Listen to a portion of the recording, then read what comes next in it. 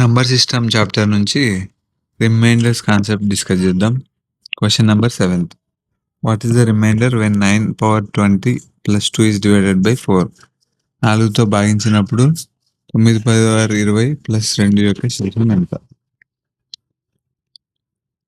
ఇప్పుడు ఏమడుతున్నాడు, 9 power 20 plus 2ని 4తో divide first 9ని divide చేద్దాం.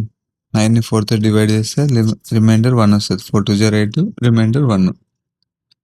ఇప్పుడు 9 పవర్ 20 కదా, ఆ రిమైండర్ పవర్ 20 వేయాలి.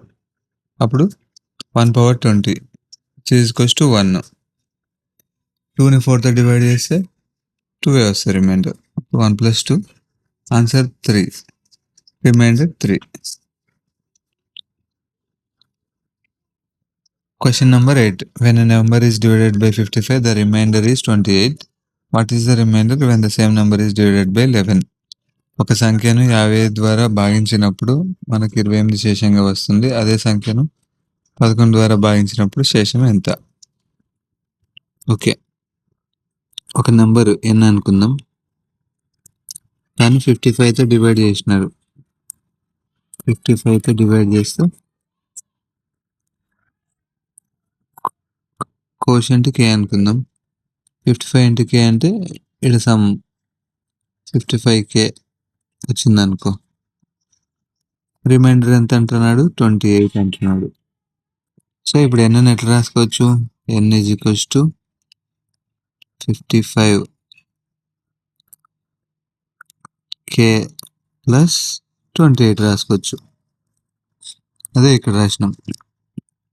నెక్స్ట్ ఏమంట, ఆ నెంబర్ని మళ్ళీ 11తో డివైడ్ చేస్తే రిమైండర్ ఎంత? 11తో డివైడ్ చేస్తున్నాం. 11 1 11 5. దీనికేమో రిమైండర్ 0 వస్తుంది, కానీ దీనికి ఏమొస్తుంది? 11 1 11 2 22, రిమైండర్ 6 వస్తుంది. So answer 6.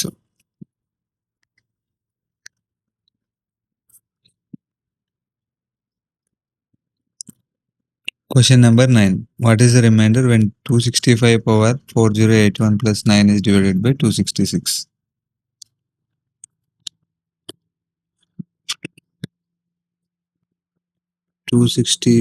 ని 266 డివైడ్ చేస్తే ఆన్సరు రిమైండర్ 265 వస్తుంది.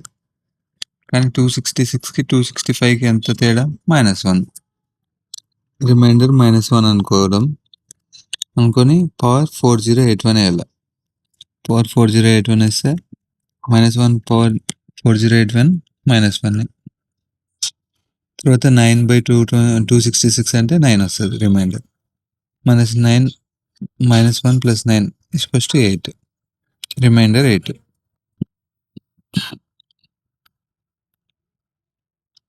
Okay, question number 10.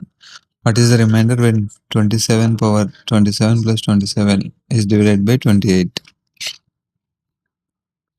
సేమ్ ఇందాకట్లాగే 27ని 28తో డివైడ్ చేస్తే రిమైండర్ 27 వస్తుంది. కానీ 27కి 28కి 1 తేడా కదా, ఇందులో ఇక్కడ -1 వేస్తాం. -1 పవర్ 27 వేస్తాం. అప్పుడు -1 పవర్ 27 అంటే -1 వస్తుంది. ఆ తర్వాత 27/28 అంటే 27 వస్తుంది రిమైండర్. So -1 + 27 26 answer 26.